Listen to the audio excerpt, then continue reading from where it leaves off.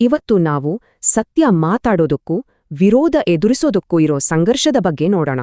ಹಾಗಾದ್ರೆ ಸತ್ಯ ಮಾತಾಡೋಕೆ ನಾವು ತೆರಬೇಕಾದ ಬೆಲೆ ಏನು? ಇದೇ ಇವತ್ತಿನ ಮುಖ್ಯ ಪ್ರಶ್ನೆ. ಯೇಸು ವಿರೋಧದ ನಡುವೆಯೂ ಸತ್ಯ ಮಾತಾಡ್ತಾರೆ. ಇದು ಪ್ರವಾದಿಯ ಧೈರ್ಯ ಎದುರಿಸೋ ಒಂದು ದೊಡ್ಡ ಸವಾಲು. ಅಂದ್ರೆ ಸತ್ಯಕ್ಕೆ ಸಾಕ್ಷಿಯಾಗಲು ಕೆಲವೊಮ್ಮೆ ತ್ಯಾಗ ಮಾಡ್ಲೇಬೇಕಾಗತ್ತೆ. ಅಲ್ದೆ ಭಯ ಅನ್ನೋದು ನ್ಯಾಯವನ್ನೇ ಮೌನವಾಗಿಸಬಲ್ಲ ಒಂದು ದೊಡ್ಡ ಶಕ್ತಿ. ಅಂದ್ರೆ ಅನ್ಯಾಯದ ಮುಂದೆ ಸುಮ್ನಿದ್ರೆ ಅದರಲ್ಲಿ ಪಾಲುದಾರರಾದ ಹಾಗೇ ಅಂತ.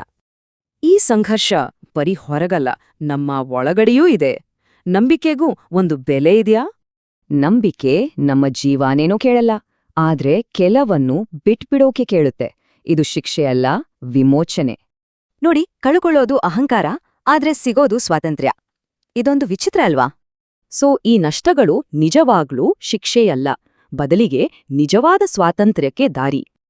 ಇದನ್ನೆಲ್ಲ ಅರ್ಥ ಮಾಡ್ಕೊಂಡ್ಮೇಲೆ ಮುಂದಿನ ಸವಾಲು ನಮ್ಮ ಬಗ್ಗೆ ನಾವೇ ಯೋಚಿಸೋದು. ಯಾವ ವಿಷಯದಲ್ಲಿ ಬಿಟ್ಕೊಡೋಕೆ ಕಷ್ಟ ಆಗತ್ತೆ? ಅಹಂಕಾರವೋ ಅಥವಾ ನಿಯಂತ್ರಿಸುವ ಆಸೆಯೋ? ಭಯದಿಂದಾಗಿ ನಾವು ಯಾವ ಸತ್ಯವನ್ನ ಹೇಳೋಕೆ ಹಿಂಜರಿತಿದ್ದೀವಿ? ಹಾಗಾದ್ರೆ ಈ ಆಹ್ವಾನಕ್ಕೆ ಇವತ್ತು ನಮ್ಮ ಉತ್ತರ ಏನಾಗಿರಬಹುದು? ಹೇಗೆ ಸ್ಪಂದಿಸಬಹುದು?